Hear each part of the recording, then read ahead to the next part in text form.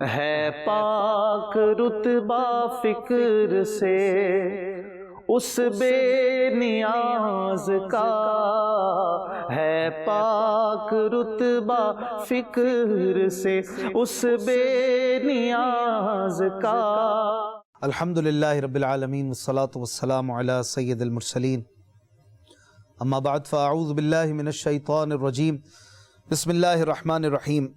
الصلاة والسلام علیکہ یا رسول اللہ وعلی آلکہ واصحابکہ یا حبیب اللہ، الصلاة والسلام علیکہ یا نبی اللہ وعلی آلکہ واصحابکہ یا نور اللہ۔ ایک بار پھر آپ دیکھ رہے ہیں پروگرام کلام شہنشاہ سخن۔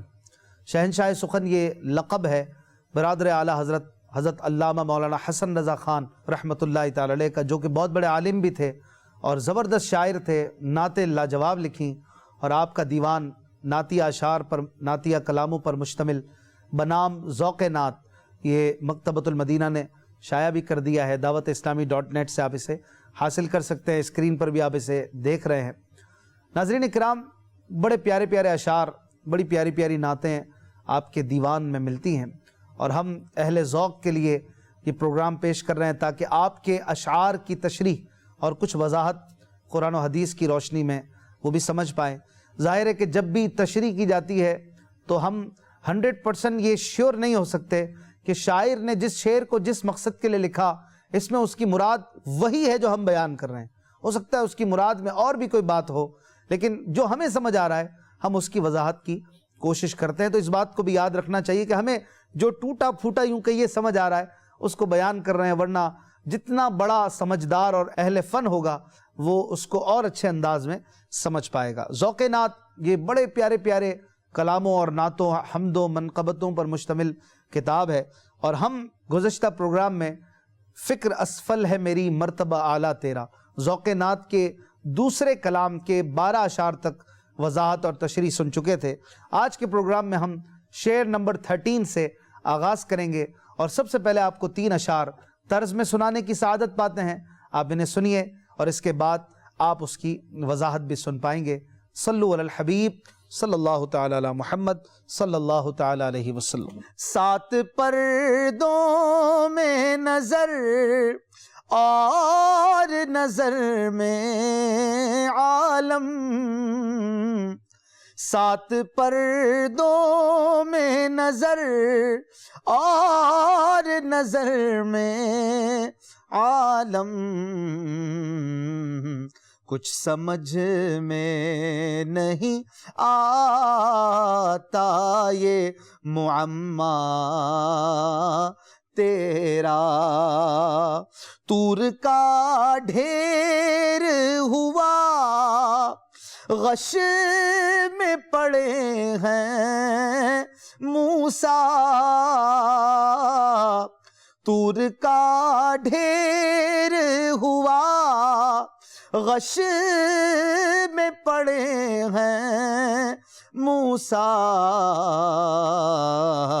کیوں نہ ہو یار کے جلوہ ہے یہ جلوہ تیرا، 4 اضداد کی کس طرح گرے باندھی ہے، 4 اضداد کی کس طرح گرے باندھی ہے، ناخن عقل سے کھلتا نہیں عقدہ تیرا۔ آئیے اب ان اشعار کی کچھ تشریح سماعت کرتے ہیں۔ صلو علی الحبیب صلی اللہ تعالی علی محمد صلی اللہ علیہ وسلم۔ پہلا شعر جو ناظرین آپ نے سماعت کیا طرز کے ساتھ، 7 پردوں میں نظر اور نظر میں عالم، کچھ سمجھ میں نہیں آتا یہ معمہ تیرا۔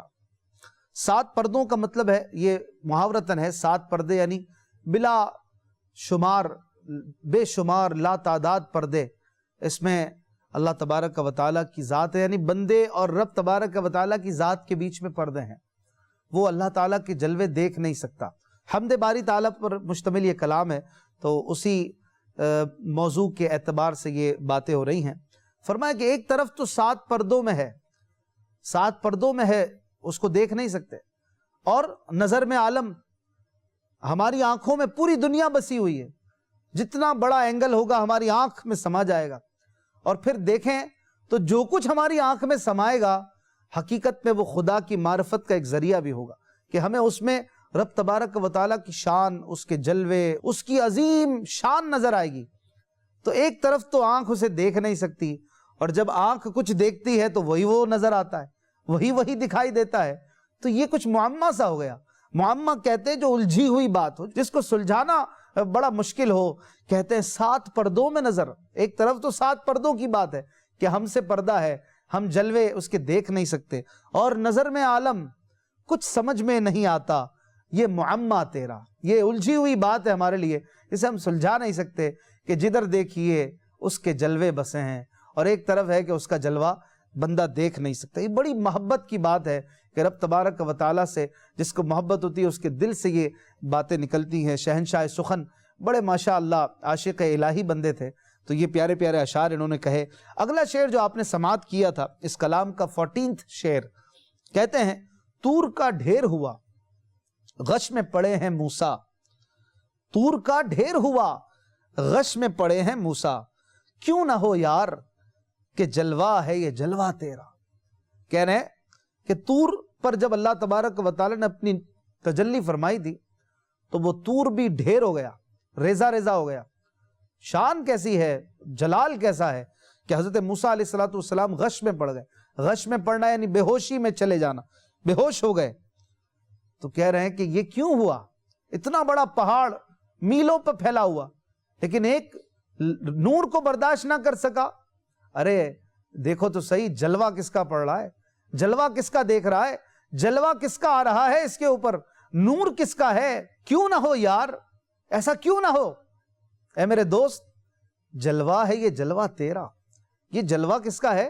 تیرا جلوہ ہے اے میرے محبوب، اے میرے مالک، تیرا جلوہ ہے۔ تیرے جلوے کی بات الگ ہے کہ تیرا جلوہ طور کو ریزہ ریزہ کر دیتا ہے، اور کلیم اللہ ہے لیکن وہ بھی بے ہوش ہو جاتا ہے، وہ بھی برداشت نہیں کر پاتا۔ اگلا شعر جو آپ نے سماعت کیا، فرماتے ہیں 4 ازداد کی کس طرح گرہ باندھی ہے، 4 ازداد کی کس طرح گرہ باندھی ہے، ناخن عقل سے کھلتا نہیں عقدہ تیرا۔ 4 ازداد یہ ایک محاورہ ہے، 4 ازداد کی گرہ باندھنا۔ ازداد یہ ضد سے نکلا ہے، ضد مطلب روشنی یا اندھیرا، یہ دونوں ایک دوسرے کی ضد ہے نا۔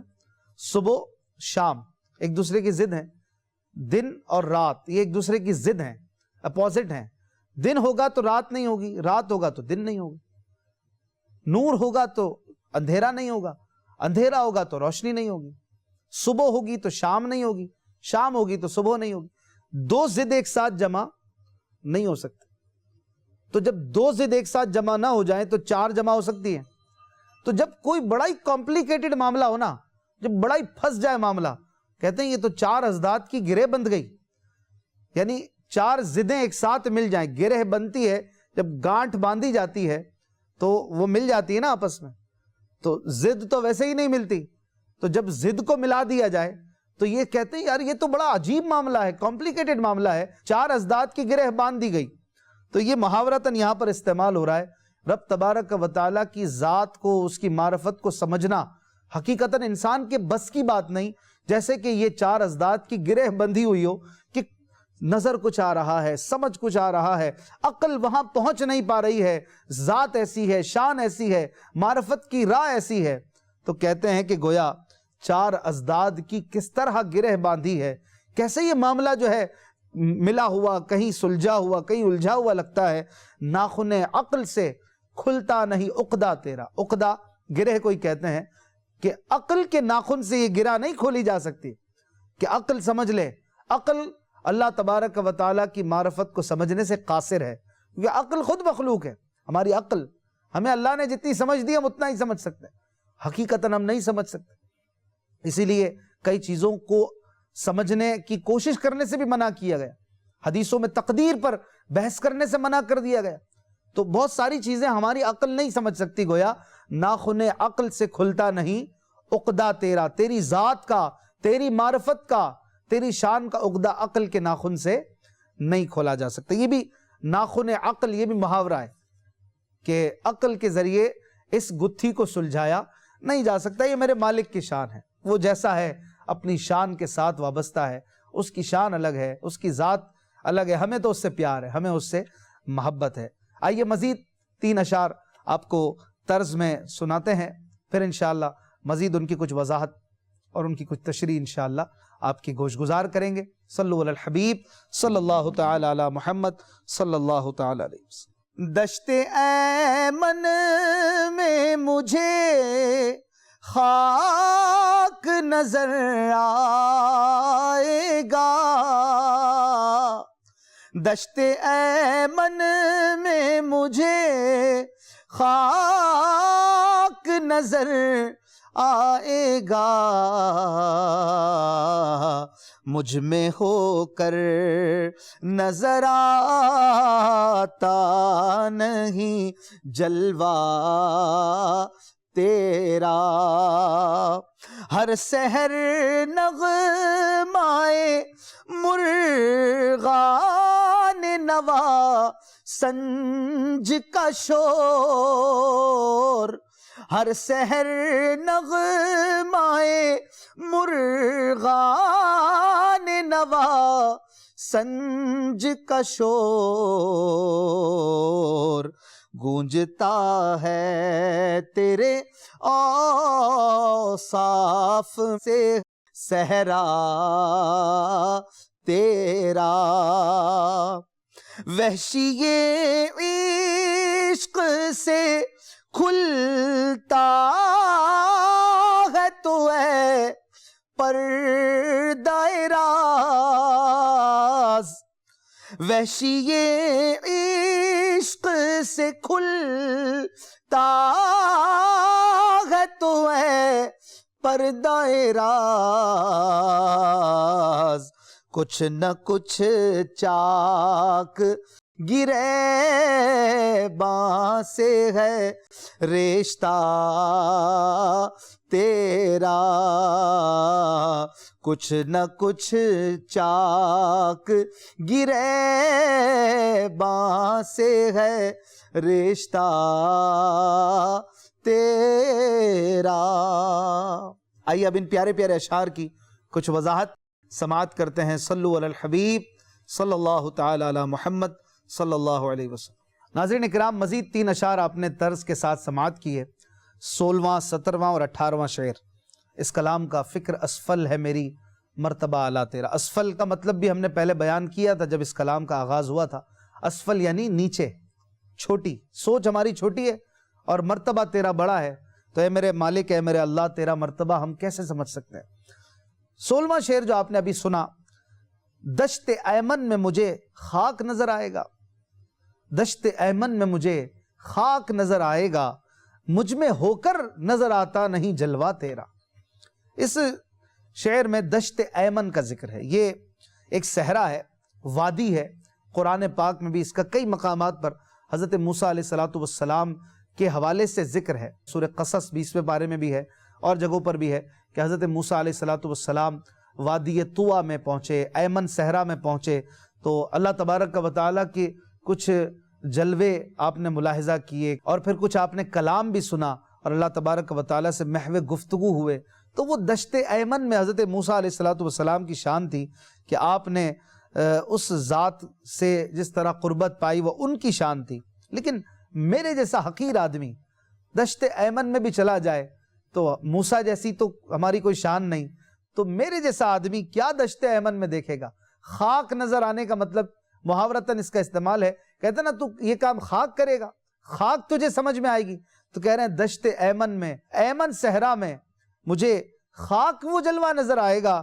ارے مجھ میں ہو کر نظر آتا نہیں جلوہ تیرا، میرے ذات میں تیرے جلوے ہیں. حدیث پاک میں ہے من عرف نفسہ فقد عرف ربہ، جو اپنے آپ کو پہچان لیتا ہے وہ اپنے رب کو پہچان لیتا ہے۔ ہم خود اپنے رب کے وجود کی دلیل ہیں۔ ہمارا زندہ ہونا، ہمارا مردہ ہونا، ہمارا گروتھ کرنا، ہمارا بڑا ہونا، قد کا نکلنا، ہمارا یہ پورا سسٹم یہ اللہ کی ذات پر دلیل ہے۔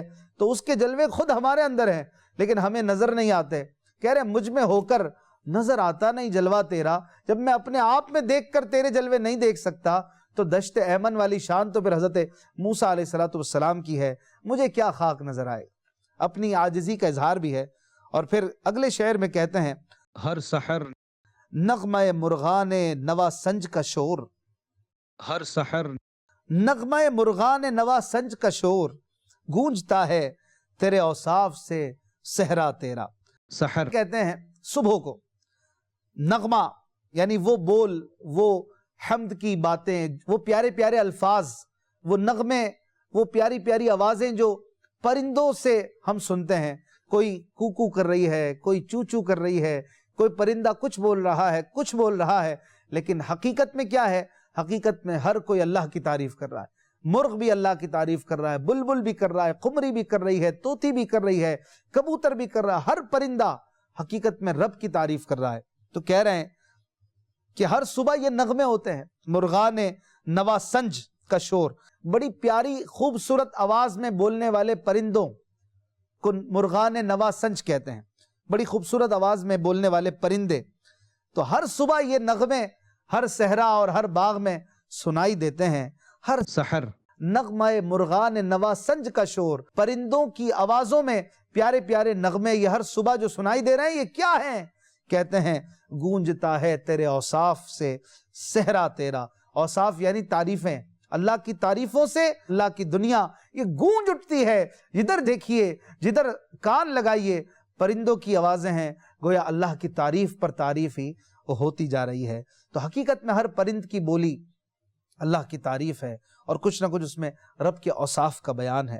اگلے شعر میں کہتے ہیں وحشی عشق سے کھلتا ہے تو اے پردہ راز، وحشی عشق سے کھلتا ہے تو اے پردہ راز، کچھ نہ کچھ چاک گرے باں سے ہے رشتہ تیرا۔